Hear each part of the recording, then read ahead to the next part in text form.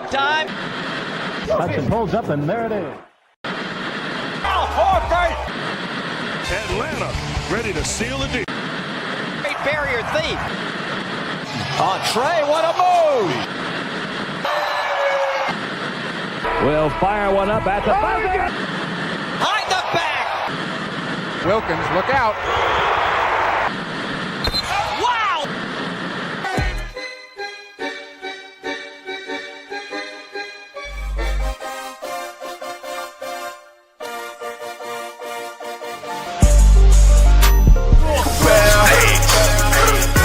They come out clean. Welcome back. No, this is Bird Buggy, man. I'm rashadmilligan, man. I am here with Malik Brown. Malik, how you doing? What's good, y'all? What's going on, bro? Malik, you got some special guests in the building tonight. Yes, sir. We live tonight. We potting tonight, y'all. Yes, sir. I ain't gonna lie. Once we introduce everybody, I might have to go off cam because happy birthday to my nephew. It's my nephew's birthday. I gotta call my nephew. It's 9:30. It's 9:30, so I gotta call him before he go to sleep, man. But yeah, man. Who we got in the building, Malik? Today, man. Today we got a Hawks reporter in the building. Soaring down South fan-sided writer. Literally, I feel like every other post is you guys post on Twitter, like it blows up. It's hilarious. But we got our guy Zach in the building. Zach, what's going on? Yo, what's going on, gentlemen? How are y'all doing? Good, man. Thanks for coming on, bro. Appreciate it. Yeah, no problem at all. I appreciate Malik for reaching out. I appreciate you, Rashad, for having me. A lot going on with the Hawks, a lot going on in the NBA basketball world. So, you know, it's exciting. A lot of stuff to talk about. But appreciate y'all for having me on. For sure. It's cool to meet you, Zach, and stuff like that formally, virtually and everything, you know, seeing the new school and seeing where you guys are taking it. Guys like you and David, y'all are like just taking it and running with it. I remember you were the one, you wrote the thing about when Trey going into the season, right? Of like you like having the jersey as a child with the Trey Young jersey and stuff. Yeah, like well, I put that out. It was right after the trade, and I wanted to put out more of like a personal piece when Trey got traded because I mean we all knew Trey was going to get traded, so I had kind of already started preparing a little bit. But yeah, no. So when Trey got drafted, you know, I bought his jersey like maybe like 10 minutes after. It was like a custom jersey. It was like it wasn't even in the store yet. And you know, I was still like I was a young teenager. And so like, yeah, I had like attached myself to that player and to like the Hawks brand and everything. So like, you know, Trey being the star of this team, like really helped me fall in love with basketball. And so I had just so much insight to share, like when we traded him and what really went on with that. It was a thing that I wanted to capitalize off of. I wanted to get my like 2 cents off. So yeah. No, that definitely was one of those things that made me feel a bit old.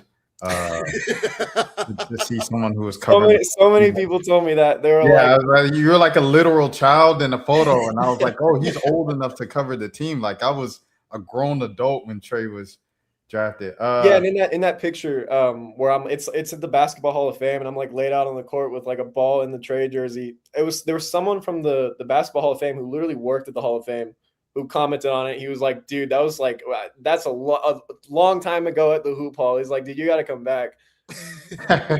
No, the Hoop. Shout out to the Hoop Hall. Shout out Massachusetts, man. Shout out what's buddy name? John, the man who created basketball. I'm blanking right now. Naismith. Come on, man. Yeah. Happy Black History Month, you know, because you know he probably stole the idea from a black man. Come on now.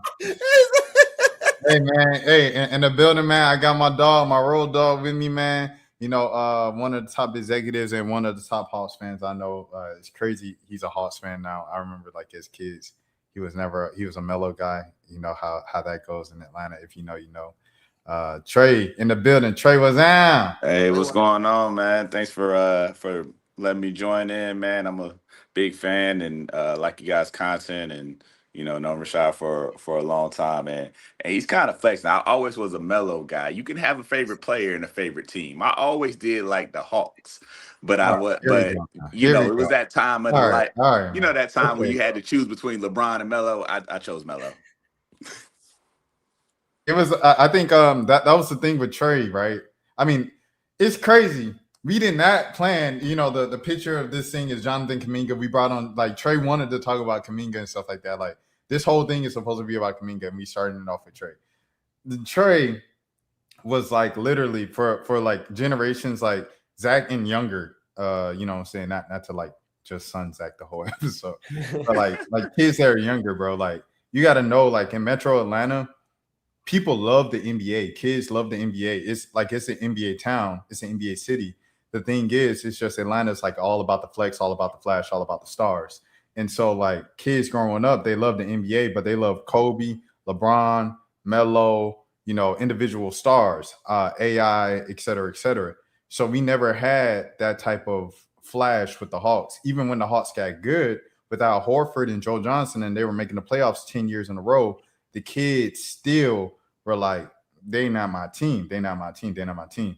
So that changed when the Hawks drafted Trey because he was the first flashy superstar that fit the mold of what kids all around the world, all around the country really enjoyed to watch. So that's why I'm like, when people kind of forced Trey out at the end, and I was like, you guys don't know what you have because all you know is Trey. So you guys don't know about having a good team, but nobody still caring and the game still being empty because they didn't have a flashy type of guy that people who's at like, it was like, remember the time period where the Falcons games where the jersey worn the most was like Michael Vick, and Michael Vick was like long gone for 10 years and Orioles Deion Sanders, and Deion Sanders ain't played for the team in 20 years. That was the Hawks with Dominique Wilkins. It was like the most worn Hawks jersey at a Hawks game or around the city was Dominique Wilkins. And he didn't play for the team since the 90s. It'd been over 20 years. So that all changed when Trey came into the picture. So I'm going to always appreciate Trey for that, bro. And I guess, man, with that being said, should we get into it, Malik? Let's do it. All right. Everybody hold your horses, pump your brakes. Because Jock Liddell, Langdale, whatever name, first game, he looked like Kareem Abdul-Jabbar. Pump your brakes. Everybody want to crown Kuminga as LeBron James and pump your brakes. Calm down, man. But it was exciting. It was exciting. I ain't gonna lie to you. And it's funny because it's only the Hawks to where Kuminga get it going. Oh, snap. What's that? Oh, Jalen hurt. Only the Hawks, man. Only the Hawks. You can't have both. You can't have too many good things at once, man. So I guess first things first, man. I'll go one by one. How did everybody feel about the debut of Kuminga? I'll start. We were playing the Washington Wizards, so I'm taking it with like a grain of salt. But I mean, it's hard to not be excited about what he showed. I mean, this guy was slashing. This guy looked like a much better defender than what was advertised by people within the Golden State's organization. He was knocking down the three ball. It's funny you mentioned David earlier because I was sitting next to David in media row and Kuminga was 3 for 4 from deep, and I leaned over to him. I was like, "This is so fake." And so I don't necessarily know if it's fake or not, but again, like it's hard to not be excited about his debut. And if the injury report holds true tomorrow against the Wizards, he's probably going to get another big opportunity. And I'm not saying he's going to put up 27 again, but if he keeps that same volume, if he keeps the same on-ball reps that he's got in his debut, it's like I don't see why he couldn't, So that's kind of where I'm at right now with Kuminga. And so yeah, like and also like there are overreactions to it too. In my YouTube comments, like I've already got people comparing him to Dominique Wilkins. I've gotten like 3 comments on that actually, like that same front where people are like, "This is the next Dominique Wilkins." Like, let's and so then I in all my videos at the end I respond to some comments. So I guess like in my next video I'm gonna kind of address some of that and be like, guys, chill out a little bit. But no, I'm excited. Okay. Go ahead, Trey. Yeah. Yeah, the Dominique thing is wild. I was excited, man. I think it was a good showing. It just felt good to have some excitement. I mean, you kind of led off the show with talking about the deflation of Trey, and kind of how that we've had that cloud for a couple weeks or so. So it was good to have some excitement, man. I mean, I was watching the game, and you could see the arena kind of come alive just by him coming on the court. I think this is a very telling picture that you have up here, because he looked happy playing basketball. And you know, when you're doing something that you love, I think the best is going to come out. And we didn't see that from him in Golden State. But a happy Kuminga could get you 27 points. I don't think he's going to average 27 points, but we see what type of talent he has. I mean, he was a top 10 draft pick for a reason. I do have some doubts on him, because I don't necessarily know what he's great at. You're right. So when you look at him, it's not like he's a great shooter. It's not like he's a great defender, but he's really good at the total game. So with that, I think the challenge is, what can you project that he's going to give you every night? Because it could be 27, it could be 12, right? So, I'd be interested as the conversation goes on is, what should we expect from Jonathan Kuminga night in, night out? But whatever we saw yesterday, if he does that, I like that. Now, I will say one last caveat. Unfortunately for my Cobb County fellows, they were torching Sharif Cooper. They switched Sharif Cooper on Jonathan Kuminga 7 out of 9 possessions that I saw in one quarter. They just kept putting him in the pick and roll, and he put that boy in the blender. I mean, in the torture chamber. So I don't think he's going to have Sharif Cooper guarding him every night. I'm not saying the Sharif's a bad player, but he can't guard Jonathan Kuminga. My Yeah, dog, go ahead, Malik. My bad. the one Kuminga, I mean not Kuminga, the one Sharif missed, he was like wide open for a layup, and he like completely smoked it. I said, "Oh my god, this is bad." But enough of Sharif. But before the game, I expected Kuminga to play at least 13 minutes, and I really was not expecting much, honestly. So for him to have 27 in 24 minutes was very, very, very shocking for me. But I think it was also very reassuring that maybe, and it's one game, so you can't, and it was the Wizards, but I'm starting to maybe think that Steve Kerr was the problem. He might be like 65-70% the problem right now as we're speaking after the first game, because like Trey said, you really don't know what Kuminga can do like really, really good. But his first game, he was kind of doing a little bit of everything. I really wasn't expecting him to knock down the 3 ball. Like Zach said, 3 for 4, it may be a little fake. And I mean, they were contested too. It wasn't like he was wide open. But once you get into a groove, I feel like as a basketball player, as an athlete or anything kind of just starts going in. And like you said, he was happy. He was smiling the entire game.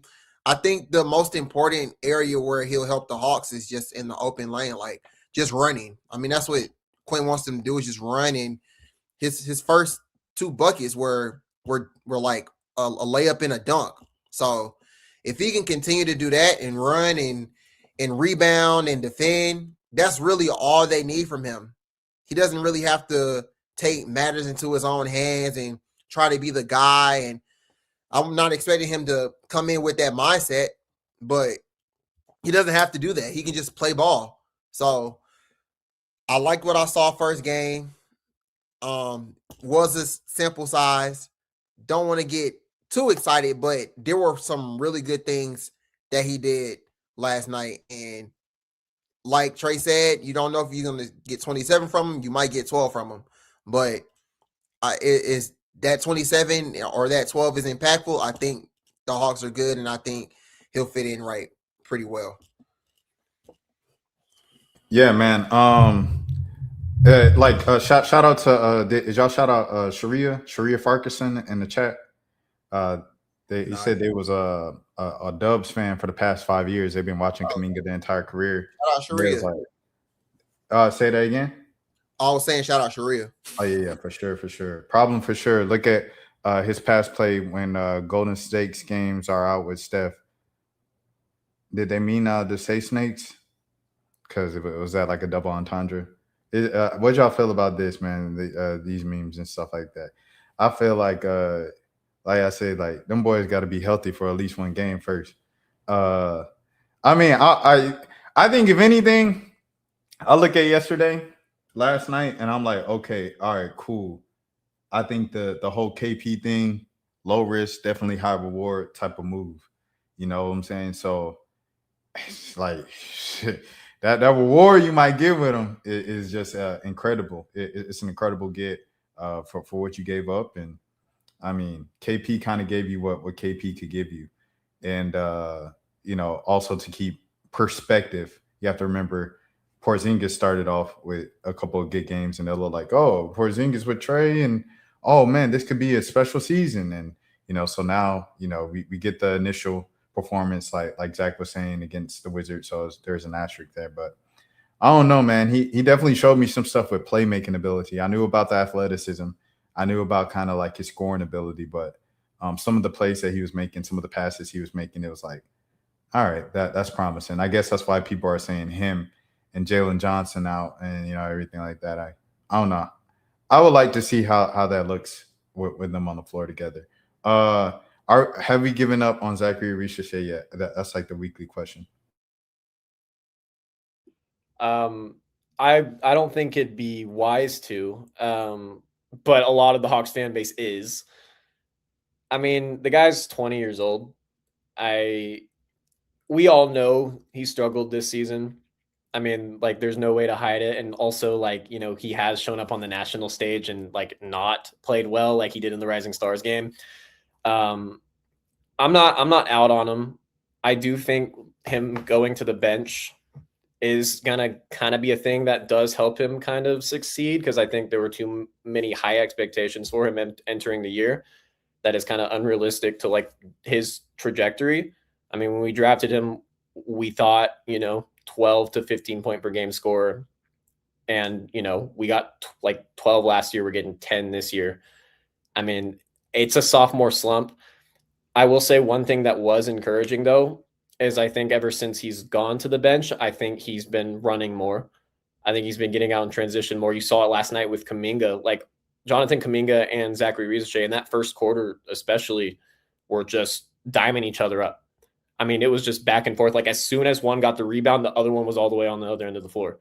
And they were hitting each other like on fast breaks. It was really good. And I asked Jonathan Kuminga about that yesterday, and he gave me like an in-depth answer of just like how he wants to see Zach succeed and how everyone wants him to succeed and that the team needs him. And again, like a player of Zach's mold, every championship team has a guy like that. Now, obviously not in Zach's current form, but the idea of Zachary Ricochet at his peak is someone who can be a starter, I would say, on a championship team. It's just a matter of putting it together, in which his second season he hasn't.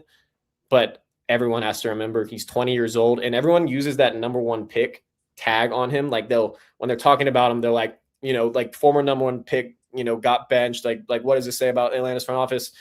It's like, we have to look at that number one pick status with an asterisk, because he is not just a traditional number one pick.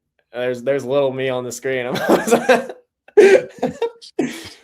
But yeah, no, like, I mean, we have to, like, that 2024 draft class just simply was not a draft class that was worthy of this is not a number one pick any other year. So it's like, we got to look at him like he was like a late first round pick or like a mid first round pick. And if we look at him through that lens, it's like, okay, then he starts to get more of a leash. Then he can get more grace from the fan base. But like, in summary, I think we just need to give him a little bit more freedom to go through his struggles this year. And then maybe he'll be in for a big year 3 if he's even on the roster. So. I don't like how you ended that saying if he's on the roster. That says a lot about the question that he asked. Well, okay, so I will say, when I say that, I'm saying like Onzi didn't draft him. Yeah, yeah, that's true. And it's like, I feel like Onzi's made it very clear, like if you're not a part of his long-term plans, you're out of here. You're gone. Yeah. And so that's the only reason I say that. But because you never know. I mean, our GM is probably the most aggressive in basketball right now. So it's like you got to keep your options open, I guess. Yeah, I would agree with you from a business standpoint. I mean, I know honestly, so like I've interviewed with him. I've actually been offered a job from by Ansi, and he is, from a business standpoint, he is results oriented and driven. That is the model of what you know the expectation that he has, and it is unfair. It's not Zachary Richey's fault that he was drafted number one. It's not his fault. But regardless, I mean, he's in that position. He did get selected, and that does come with expectations. I think the challenge for him is what I see when I see Ricochet, I see a guy that doesn't necessarily have a defined role. And that could be his fault, that could be coaching fault, that could be coaching, that could be Quinn. I'll give you an example. I have a good friend, Rashad knows him really well. He plays for the Bulls now. Colin Sexton. Colin, one of our good friends. When I talked to Colin about what his role is, at least when he was in Charlotte before he got drafted, he said that his role is a 7-second guy.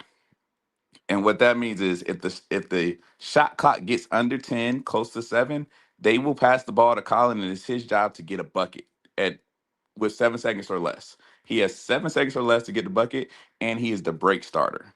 That was his role, was defined in Utah and Charlotte, from his words. I don't know what Ricochet's role is. I mean, we think he's a 3-and-D guy, but is he hitting it consistently? Is he really stopping people consistently? Is he an upgrade from what we had with DeAndre Hunter? I mean, I'm just not seeing. I'm not seeing the path for him. Like, what is his ceiling? Is it Tayshaun Prince? Is it Torian Prince? Right? Like, I'm just not seeing where to go. I think he is a NBA player, and I think I think he is a 10 to 12 per game scorer. I don't see him getting to that 15, 17, 20, which is what you would expect at that level of a pick. I think my best thing for him, I think, would be to send him down to the G League like we did with Jalen Johnson and let him develop there and find what type of player he wants to be in the NBA. Because I don't see him being your top scorer on any team. I mean, even if you put him on Washington, I don't think he would be the top scorer there. So, or Sacramento, where careers go to die, I don't think he would be the top scorer there. So if you even put him on a worse team, I just don't see it. So I'd be curious to know what you guys see his role is and what is his peak, because I'm just not seeing it. Yeah, I think that's a really good question, because for the past, I mean, his only 2 seasons, of course, he's kind of just been the guy that just gets the open looks because of who's on the floor, and he runs and he gets easy dunks and things like that. And he can defend. He's a long wing, but when you're not making the open shots, and I want to put it on. Of course, he's the player. He has to make the plays, but at the end of the day, I think the coaching has to do a better job as well. I feel as if a lot of times this season, Quinn kind of just takes him out if he does one bad thing, and it's like Zach said, he's 20 years old. You gotta make room for him to kind of make these mistakes, and the Hawks are in this position where, I mean, the past 2 years they're like, yeah, we're building for the future and we're focusing on the young guys, but we still want to compete. And it's like, okay, this is it's kind of hard to tell what you want to do, because, okay, yeah, you want to develop the young guys, but Zach is a young guy. When he makes a mistake, he gets benched. I don't think that's development. I think that's kind of just like showing that, okay, we really want to win, which I think is why Quinn just made the move of, we finna put CJ in the starting lineup. Granted, statistically, like he's mentioned, they're just better with him with the rest of the 4 guys. But it's obvious they're trying to win games that towards this second half of the season and try to make something happen instead of kind of just developing or whatever and letting Zach go out there and kind of do what he does. But I think at some point also his confidence may be kind of just like shot because, you know, I get put out when I make a mistake. Shoot, even when I'm playing good, I still only play 20, 21 minutes. So dang if I do, dang if I don't, you feel me? But at the end of the day, he has to be the guy to go out there and start fast. He has to make the open shots. I don't think he's really given much of an opportunity to do much besides kind of just be a spot up shooter and just run up and down the court because I don't really see him dribble the ball as much. When he dribbles, it's kind of like 2-3 dribbles, pass the ball, and then, you know, he kind of relocates. So I don't know what he specifically needs. I don't know if the G League would be something that could help him. Maybe it does because we've seen it happen for other players. But I don't know. I'm really stuck on, and I do think that bringing him off the bench could help. And playing with somebody like Jonathan, like Zach said, they were just getting up and down the court last night. So maybe that'll help. But, you know, it's kind of just, I feel like they're just trying to figure out, the coaching staff is probably trying to figure out, okay, where does he fit? What are we going to do to kind of help him get a groove or whatever? Hey, can I ask? I got one question I want to ask. Go ahead, Trey. Go ahead, Trey. Yeah, I was going just one question, Malik, just to follow up there. As a tortured Atlanta fan, unfortunately, is Zachary Ricochet, is he the Atlanta Hawks Kyle Pitts? As in he just continues to leave you wanting more and the expectations because of where he was selected. Is he our Kyle Pitts? Yes, I think that's a good comparison. No. I think it's a good comparison because it's crazy because when Kyle was before he got drafted, he's the unicorn, like he was this special guy. And I don't think Zach was given that type of hype because of just the draft class that he was in.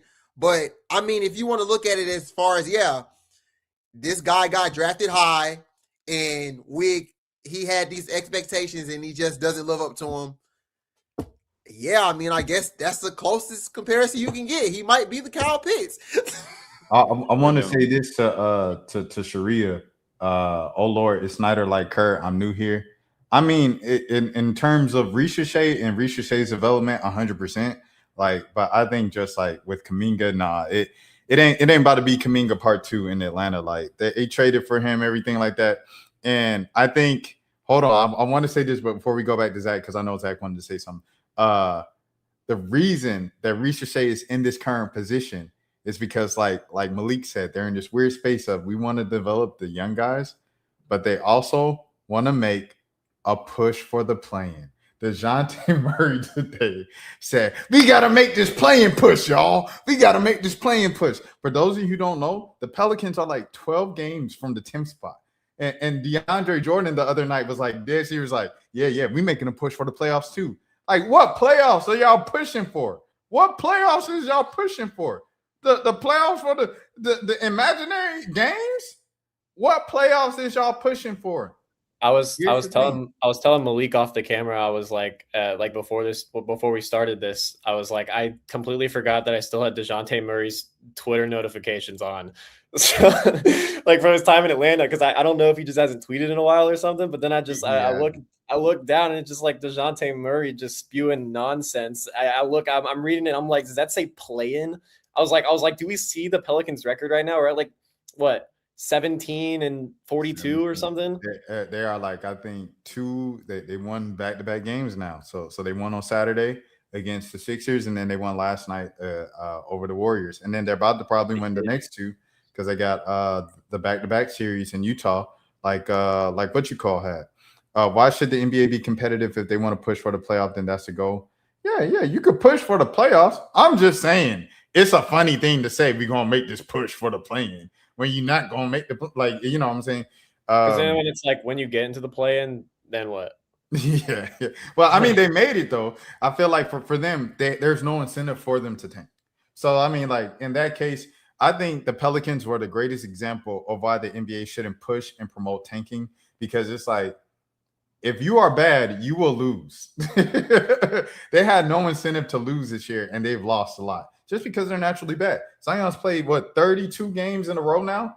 They're just not good as a unit, as a team. However, I do think they're probably going to win like 25 to 30 games by the end of the year. They won 17 so far because you have DeJounte coming back. They put Jordan Poole back in the rotation. And then Zion, he's playing probably majority of the rest of the season so he can get all of his money. So, you know, with those things being said, they're probably going to win 25 to 30 games. And then with that, I was looking at it like I was just preparing people. I was like, you know what I'm saying? Yeah, y'all was watching Peterson. Y'all was watching AJ. Y'all was watching Caleb. Y'all was watching Acuff. Y'all might have to watch you know what you got. Be thankful. You might have to watch Kuminga. Kuminga might be the closest thing to your number one pick this year because you ain't getting Peter. Hey, look, the Pelican about to win 30 games.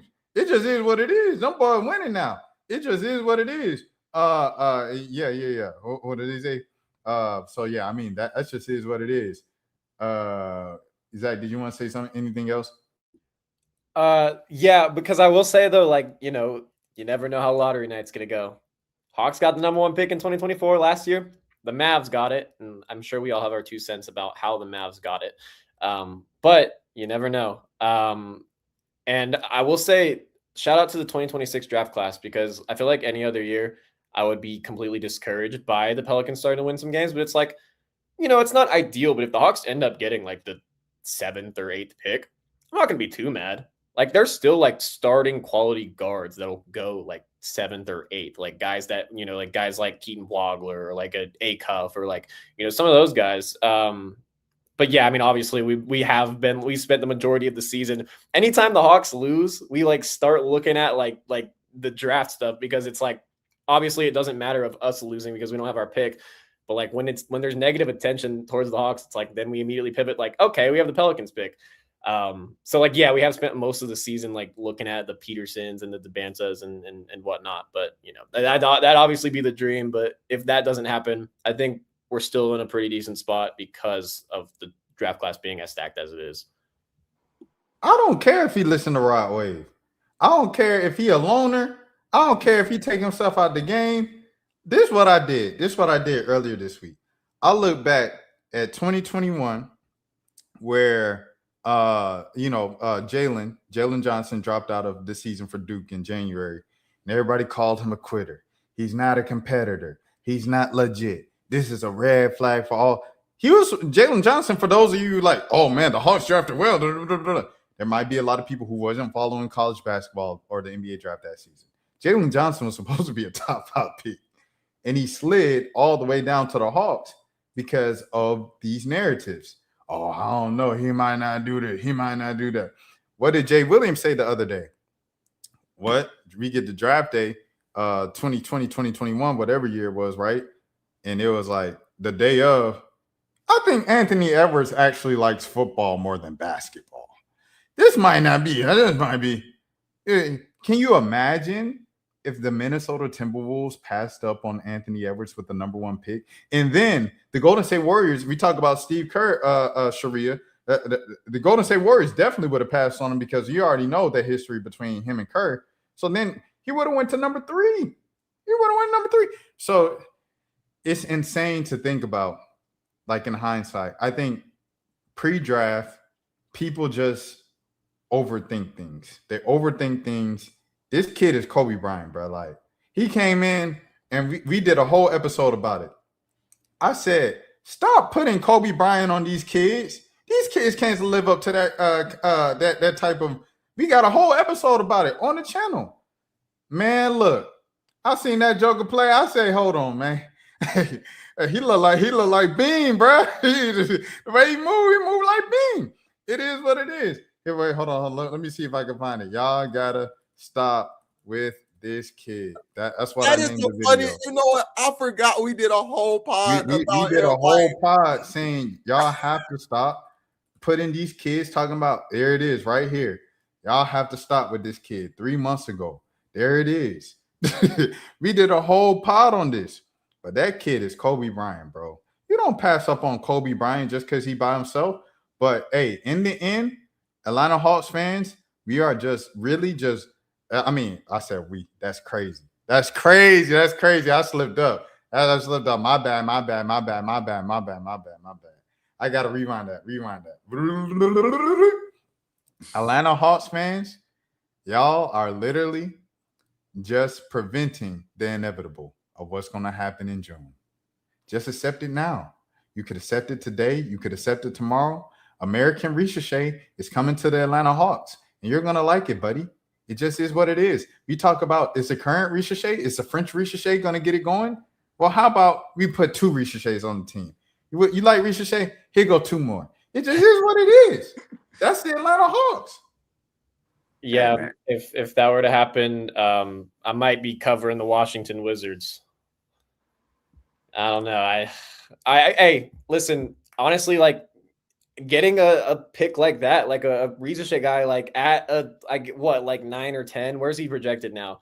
That's not the worst outcome. I mean, it's just not pick 1, which, Nate Ament probably would have gone number 1 in the 2024 NBA draft class, which is insane to think about, but I digress. I'm actually a Nate Ament fan, man. I think he's gonna be a good ball player. I mean, he is Ricochet 2.0, but I mean, he's not what we need. But I mean, I wouldn't be mad. I think he's gonna come. I think he's gonna be, when it's all said and done, I think he'll still be a top 10 player out of that draft class. I mean, I think I think he has game, he has skill. I watched Kevin Durant's last podcast, and he named 3 people, and Nate Ament was one of them, right? In relation to like, because Kevin Durant really follows youth basketball, and he was talking about like, man, who was on that podcast with him? But it was just a recent one that came out, and he was like, yo, like, who are the 3 people? He said AJ, he said Darren Peterson, and he said Nate Ament. He said those are the 3 that he could see games really translate into the NBA. And if anybody know ball, it's KD. So I've watched a couple of his games. He dropped 28 not too long ago in Knoxville. I mean, the kid can ball. We just need a point guard. I mean, that's kind of just the challenge that we have here. So if we got to pick a point guard, I want the Acuff kid. And I have no concerns over Dayton Pearson. I mean, at some point in time, you gotta pass the eye test, man. And the kid is good, man. I mean, he's fluid. I mean, I don't think you guys can tell me if you feel different, man. But I don't think I've seen a basketball player that good from an eye test standpoint. That's like complete, and you could see like, okay, he could be a star in the NBA probably since Kevin Durant on Darren Peterson. And the last thing I'll say this is, everybody's talking about his injury stuff. Kyrie Irving played 3 games. Kyrie Irving's still Kyrie Irving.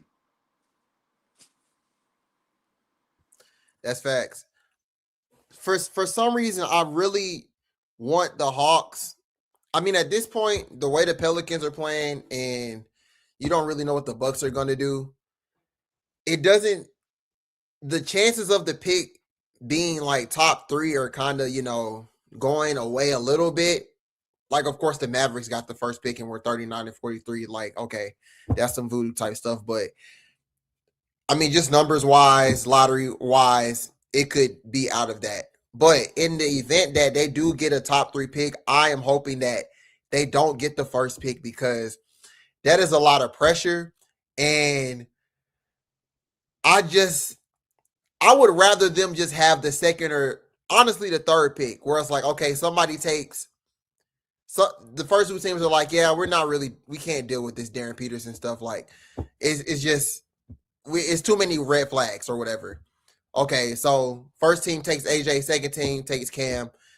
The Hawks are in a position where it's like, this dude, the best player on the board, honestly, why not take him? And you explain to everybody, I mean, hey, we looked at our board, and he was the best player remaining out of what we had. We had to take him instead of it kind of just being like they took him with the first pick and then everything blah blah blah.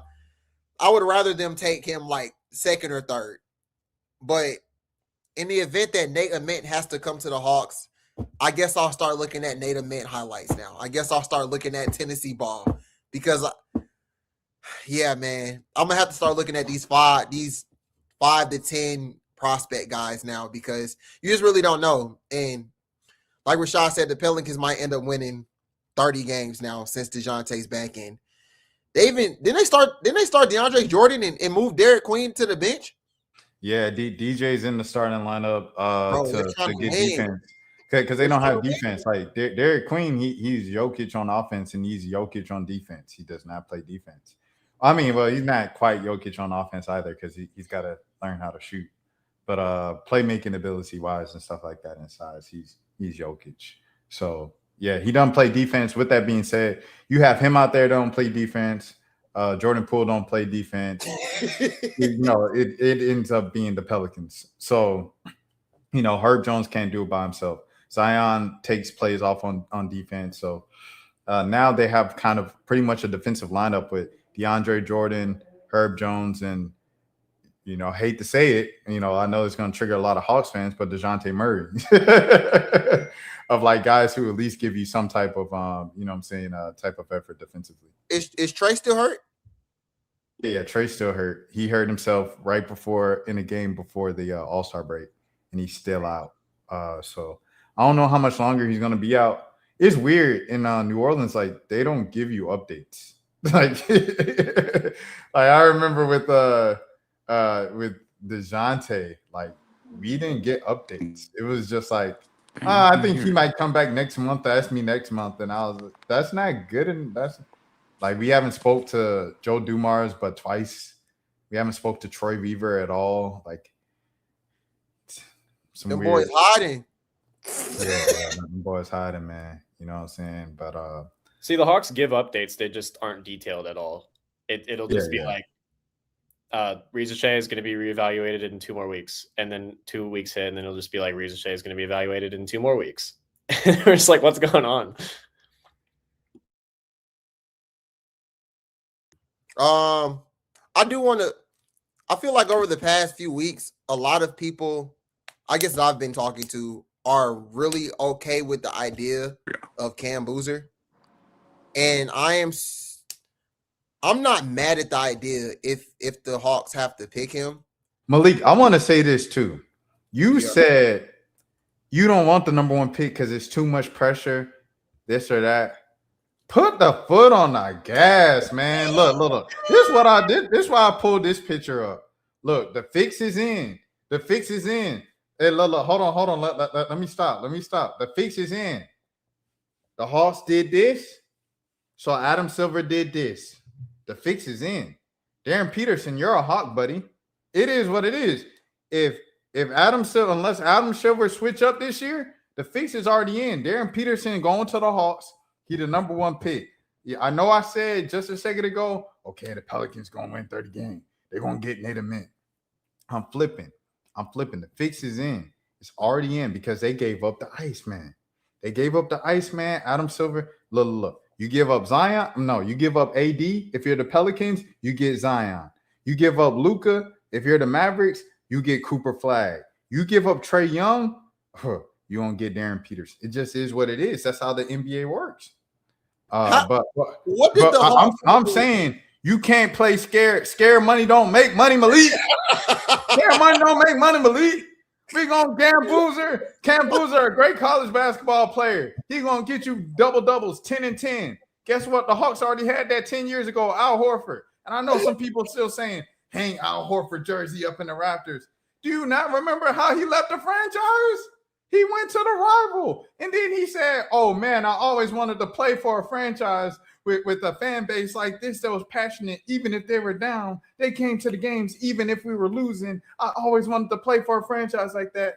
And then the Hawks fans pressed him on Twitter, and they bullied him into buying a half-hearted full-page ad in the AJC. Always love Atlanta. Atlanta will always be. Man, look, Hawks been there, done that with Cam Boozer. His name is Al Horford, and Al Horford's had a Hall of Fame career. Salute to Al Horford. He's an NBA champion, multi-time All-Star. The Dominican, black, he Dominican. Shout out to Al Horford. Do you want that again if you the Hawks? When you have the chance to get Kobe Bryant, put the pedal to the metal. We ain't playing no games no more. We not doing that. I remember someone mentioned that if there's going to be a year that a team trades the number 1 pick, it's this one, because there's 3 guys at the top, or maybe even 4 if you include Caleb Wilson, that could be worthy of a number 1 selection. So let's say on draft night, the Hawks get the 3rd pick, and then the number 1 pick goes to like the Kings or something. And let's say Darren Peterson is like, I'm not going to play for the Kings. So then he slides at 2. But then let's say that whoever's at 2 is going to take Darren Peterson, and the Hawks really want Darren Peterson. You could see them trade up, or you could see them trade up with whoever's at 1. Like, I feel like this year is probably going to be the year that there's a lot of movement just because of it being a stacked class. And to Rashad's point, we traded Trae Young. Like, I'm not saying that there's something deeper here, but I am saying that, like, the trend is obvious. Like, you can't ignore it. I mean, I'm sorry. But anywhere through 1 through 4, I will be okay with. And I think everyone's forgetting about Caleb Wilson because he is someone who hasn't gotten a lot of the media spotlight that like a Peterson or a Boozer or a DeBonsa have. But this guy's a hometown kid.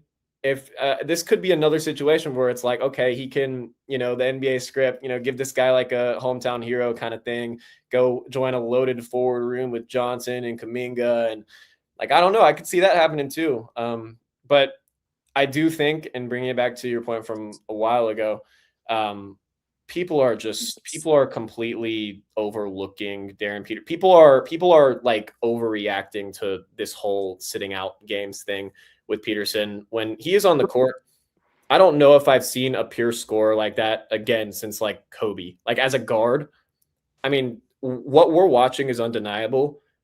I don't know how you can just ignore that. If you're the team with the number 1 pick and you don't take Darren Peterson because of what the national media has told you about, his desire, what he wants to do, like that he's deciding when he's coming in and out of games, it's going to be one of those things that ages really poorly.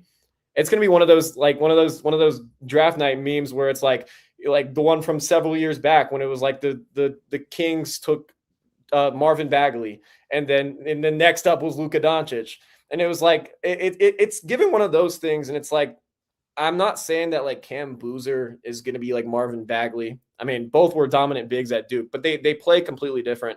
But I don't know. This is a situation where it's like, if you're the Hawks, I'm also kind of concerned about the long-term fit between Jalen Johnson and Cam Boozer.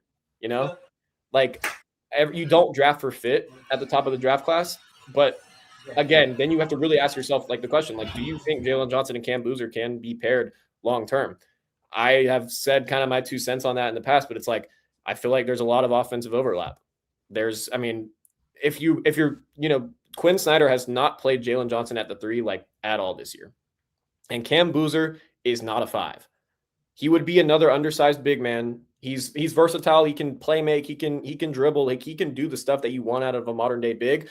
But we would probably have the same defensive issues we have right now with Onyeka Okongwu. So it's like, if you're at the top of the draft class, in summary, just take Darren Peterson.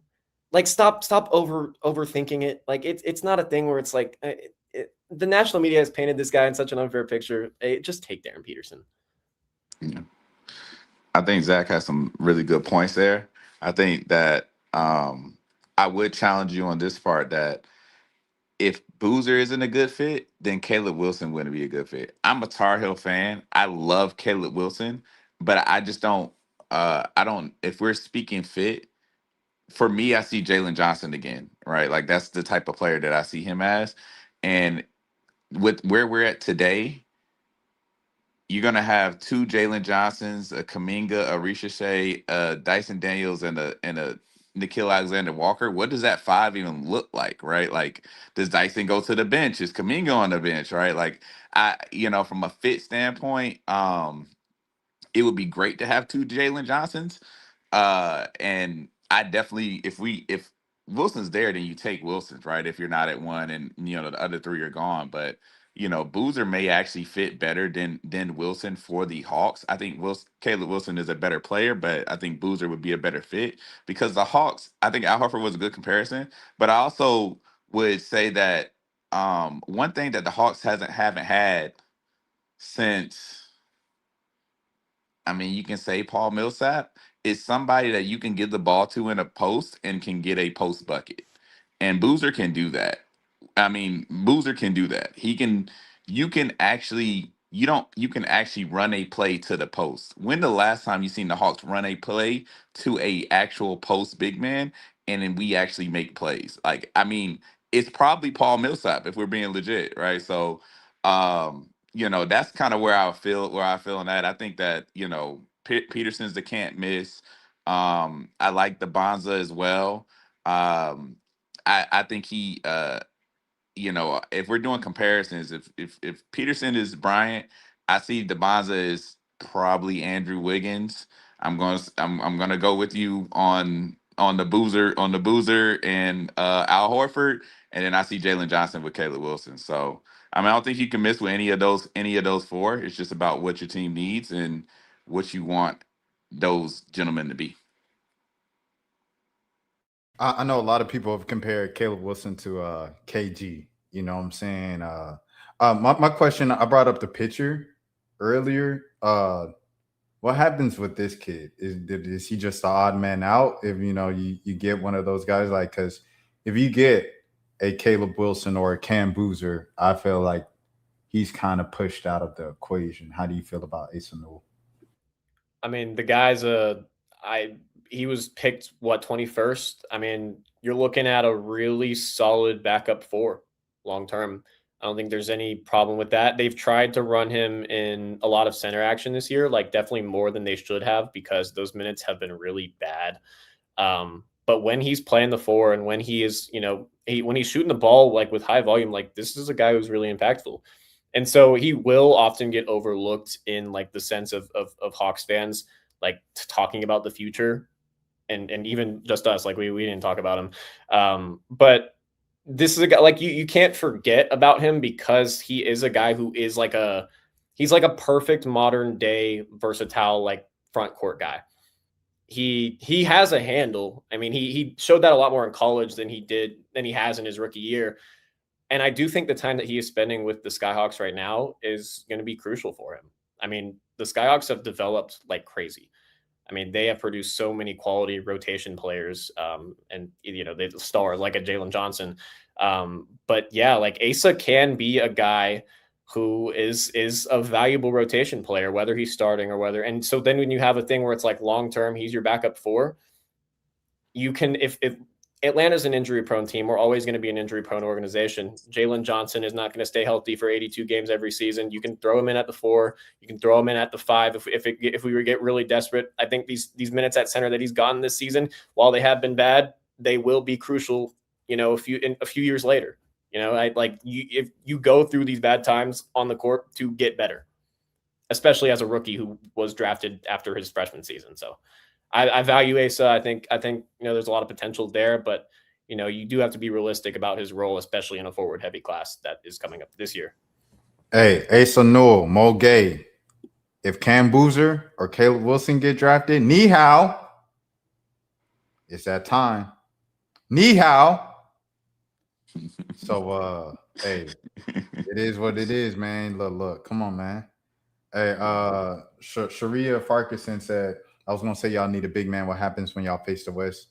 Y'all need some size. Pause. I mean, there's no Wemby in the draft, so hey, that's still gonna be a problem regardless who they take. There ain't no Wemby in the draft. I don't know when the next one of them jokers come around. It just is what it is. You're just gonna have to lose that battle twice a year, and 4 times if you see him in the finals. It just is what it is. I want to start researching past games. Who plays 5? Who plays 5 right now is Onyeka. The below. He plays 5 right now. That's what they genuinely. This team needs a point guard. I think you're on mute. Maybe I just can't hear him. Wait, can y'all hear me? Yeah, I hear you. Okay, my bad. I was saying I think generally this team needs a center and a point guard.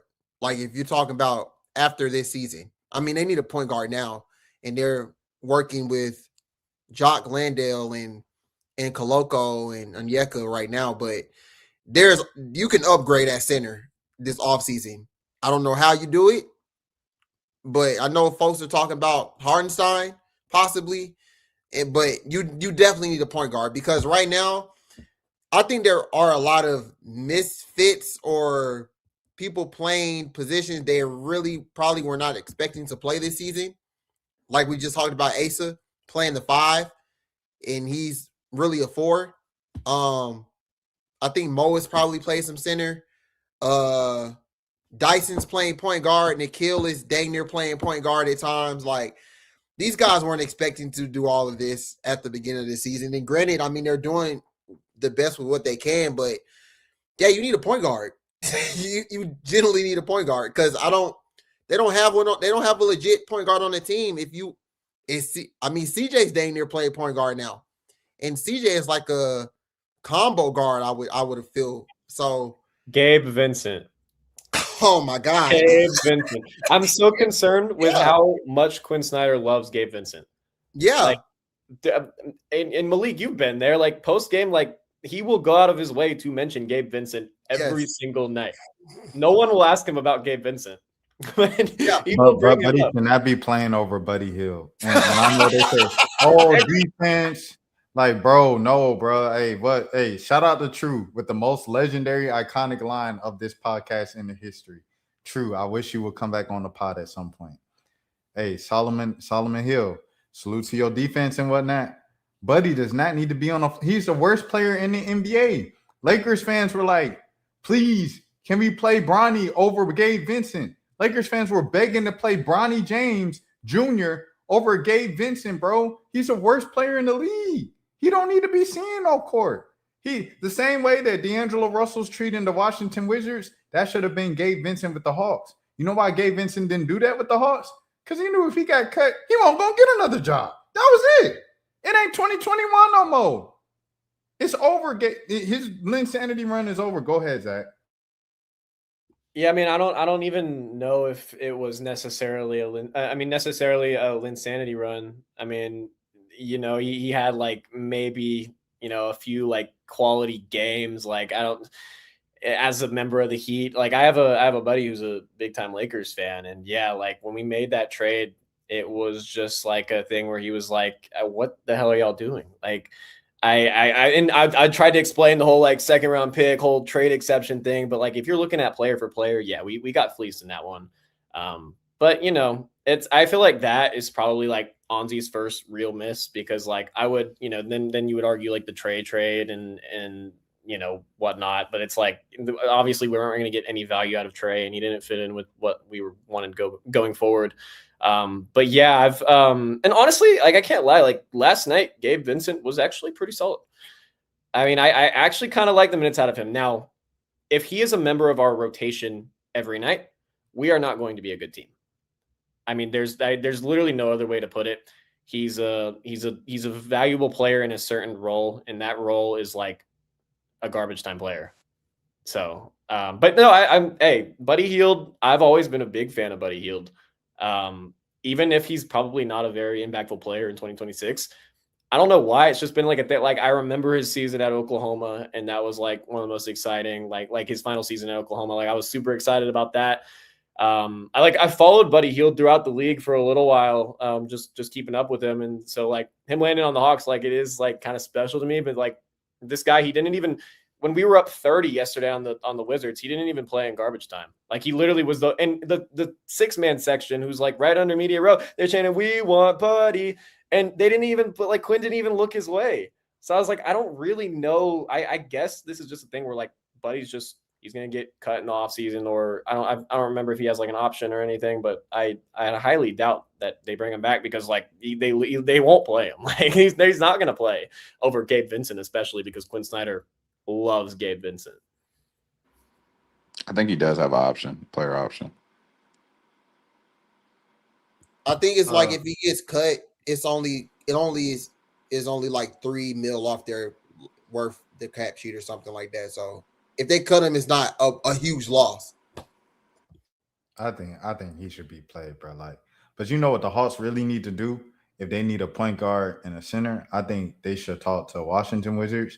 They should talk to the Golden State Warriors, and they should try to get Trae Young and Kristaps Porzingis. Now, hear me out. Okay, so Trae Young, he feels the need. They need a point guard, right? Okay, you get Trae Young. He had a couple all seasons. He coming back from injury. I don't really think he's as hurt as they're playing. Because I think they're trying to tank. They're trying to get AJ. 200K. Kristaps Porzingis, yeah, he has injury history, but if you can get him healthy enough at the right time of the year, just a couple of years ago, this guy, a lot of people forget, him and Al Horford, that was the front court for the Boston Celtics to win the championship. I think if you get those two guys on your roster, you fill both needs, a point guard and center, and I think the Hawks are well on their way. Now, with that being said, we want to go to next week's schedule. And next week's schedule so far at the time of recording this, you got the second of the Trae Young series that Trae Young's not participating in. He's just crying from the bench about. And shout out to Trae too, by the way. That's my dog, man. I cried the night that Trae was traded, and boy, like I got emotional. I was holding back tears just watching him hold back tears yesterday and seeing Harry the Hawk dap him up. That was pretty funny to me. That was a great. Atlanta did a great job in terms of the fans of giving him a standing ovation, and not just some like sitting down and some fans standing up. The whole arena, from what it looked like on TV, it looked like the whole arena stood up for him, which is what Trae deserves. So salute to the second greatest player in franchise history, Trae Young, man. With that being said, Wizards probably going to lose again tomorrow. Okay, all right. So now you go to Sunday. Trailblazers, that's in Atlanta, yeah, because they just played in Portland. And then Milwaukee at Milwaukee. And then we'll probably be back before the Saturday game. So we'll just do these three games. There is no reason why the Hawks should not go 3-0 in this stretch. How are you guys feeling? Well, first of all, yes, you're right. Like, we should go 3-0. But the Trailblazers, first of all, we're not going to go 3-0. First of all, just the reality of it. And we're probably going to lose those. I'm not saying, actually, I don't want to say we're probably going to lose to the Trailblazers because, it's a home game. It's different. But the Trailblazers, the last time we played them this season, I mean, they just start to finish, it was rough.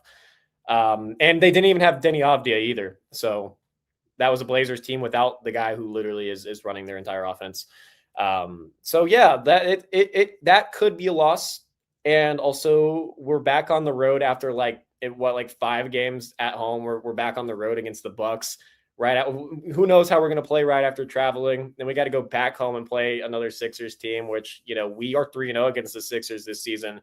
So, can you beat a team 4 times? A team as talented as the Sixers? I don't know. So looking at the teams just schedule-wise, just record-wise and talent-wise, we should win these next 3. We should win these next 4 or 5 or 6. We should go on a winning streak theoretically. It's just I've been doing this for long enough to where I know we will not. So, yeah, I guess I think the real question is how long are we playing without Jalen Johnson? If for these next 3 to 6 games, because they all are winnable games.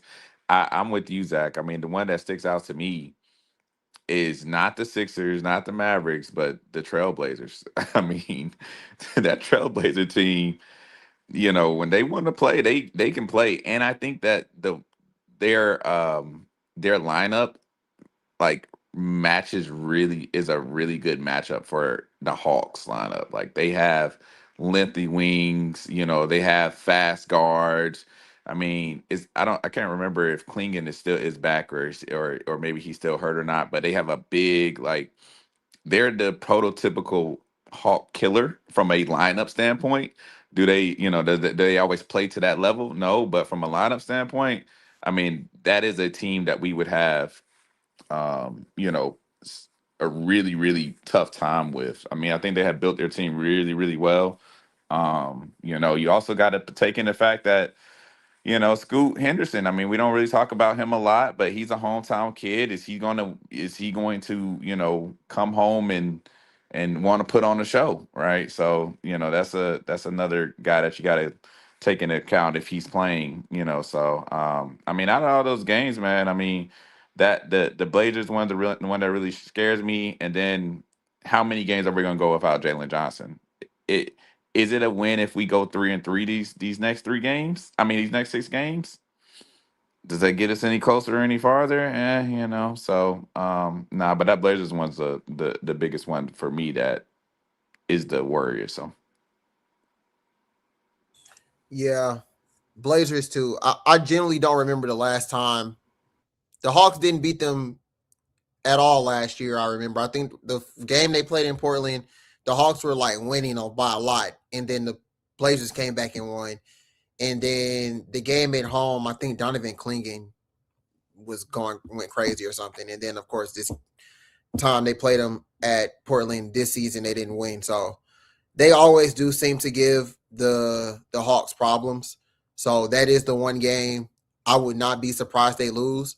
So I do think they beat the Wizards tomorrow. I think they lose to the Blazers. And who was the next game? The Sixers? It was the Bucks. Bucks. They'll beat the Bucks this time. Yeah, I'm gonna stand on 3-0. I think they finally beat Portland. I don't know why. It's just Portland just not that good. So it's no deep reason. Portland just Hawks got to win some games. I mean, if you want to show up your spot in the play-in in the Atlanta Hawks annual invitational, you need to win some games. Bro, look at I know we just did the first 3 games, but just look at that is an easy schedule. Yeah, they should probably like not lose a game until literally March. Yeah, I was complaining a lot about how the schedule was going for a lot of the year, but because the Hawks' schedule up to until the All-Star break was one of the hardest in the league. And so I was like, why is this happening? Why us? And now I'm looking at it from the rest of the season. It's like, wait a second. Like, we got a chance to like maybe make some noise if it all comes together at the right time, which it's just a matter of if it will or not. Yeah. So yeah, the Hawks shouldn't lose a game for like nearly the next month. Unfortunately, that's probably not what's going to happen, like what Zach said. But I mean, hey, it is. Yeah, this is crazy. This is really crazy. I mean, you have Boston a couple times, and then you have Cleveland a couple times at the end, and then Miami final regular season. You might play Miami back-to-back games. You got Pistons, Detroit again, New York. Detroit got that number. Where do you see New York? Oh, right there. Okay, I see. The end look tough. Yeah. I ain't gonna lie. I try to play it all. But yeah, anything from March 20th on, kind of I ain't gonna hold you. I mean, you have the DeAndre Hunter homecoming. Oh no, he's done. Yeah, they shut him down for the season. Yeah, he got eye surgery. Yeah, whatever that is.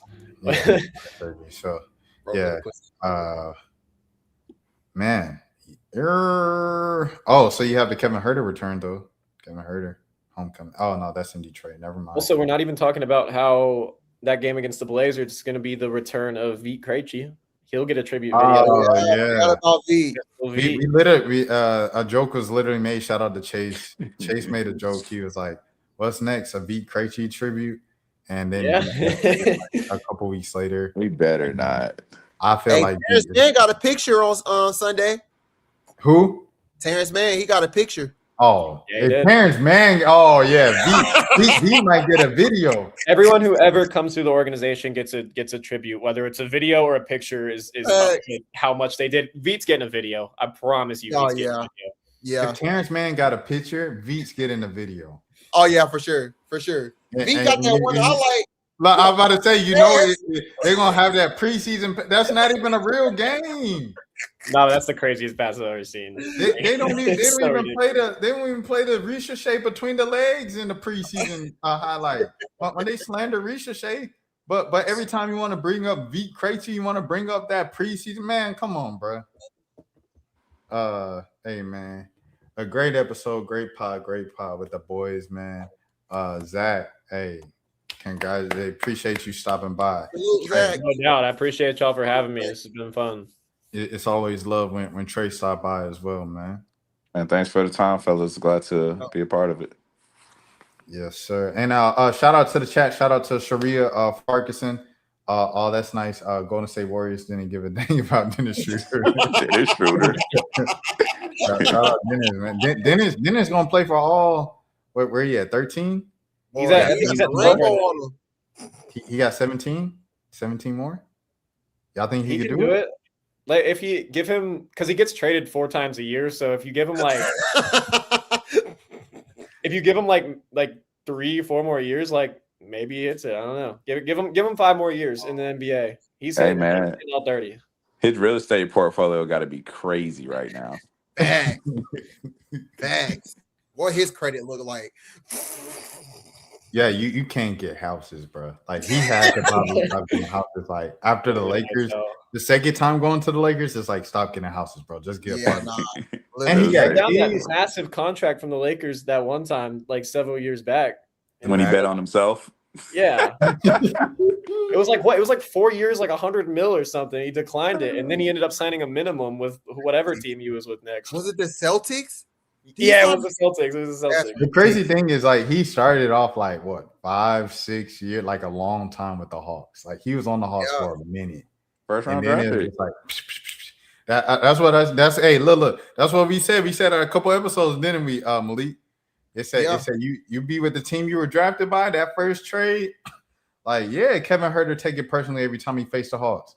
They traded him once. Now he goes bing, bing, bing, bing, bing, bing, bing. Can I get a Cam Reddish tribute video? Can we get a Cam Reddish tribute video? That's already happened. Dang.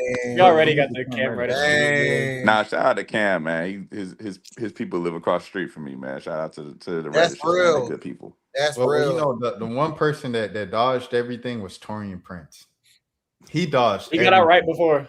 He got with Milwaukee, and he just hid on the bench in Milwaukee. I'm like, how did he do this? He finessed the system. Salute to Torian Prince. He ain't had to move every summer. He's still in the league. Shout out to Brumby. Hey, Brumby, keep your head up. You know what I'm saying? Hey, Happy Black History Month, DeAndre Brumby. You know what I'm saying? Keep fighting, my brother. Who else we got? You gotta get a list of like the guys that just like are collecting checks. Yeah. Oh, Torian what's the Prince buddy is that definitely up there. everybody's scared of that can fight like super good, play with Jeff Teague? Tobias Harris is crazy. No, not Tobias Harris. No, he played with Jeff Teague at Wake Forest.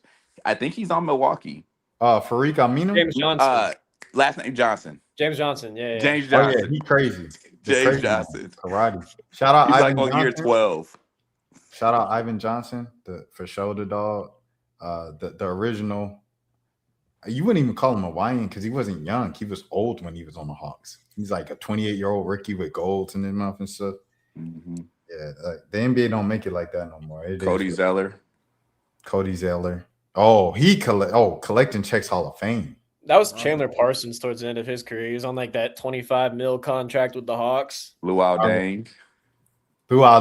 I remember they got in trouble for posting that picture. It was Chandler Parsons and Evan Turner, and they were like the bag boys.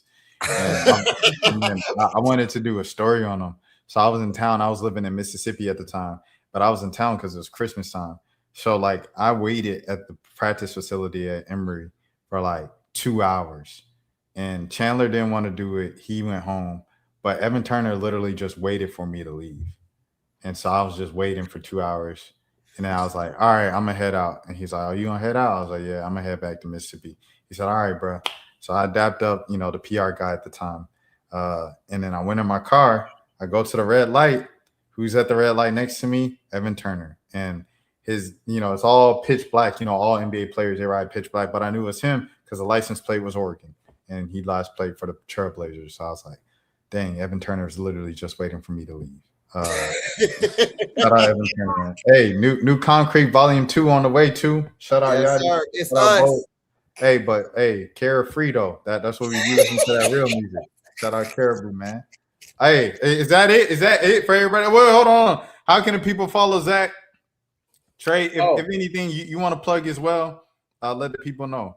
Yeah, everyone. So Twitter, Zach Langley NBA, YouTube, Hawks Latest, write for soaringdownsouth.com. It's a fan-sided affiliate. But yeah, that's where I'm at right now. I also have a Patreon.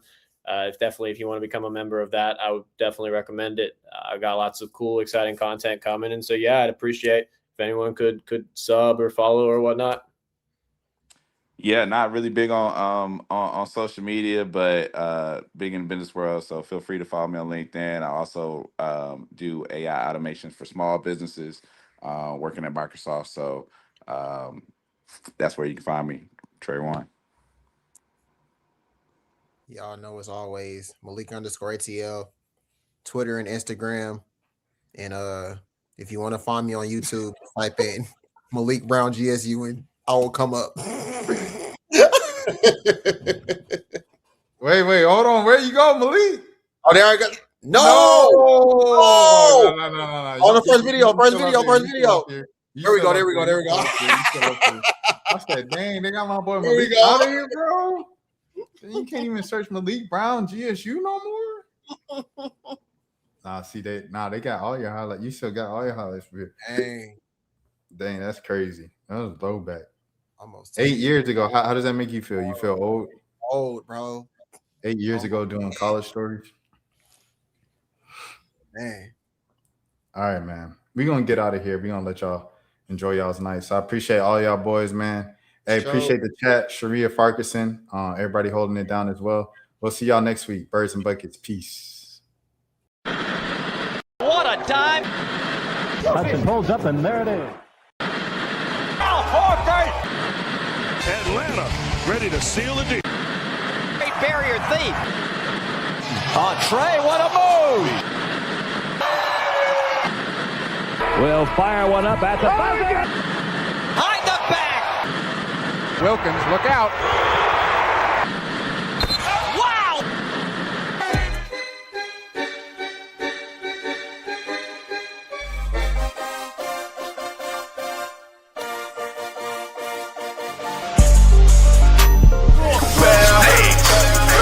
And if they come out clean.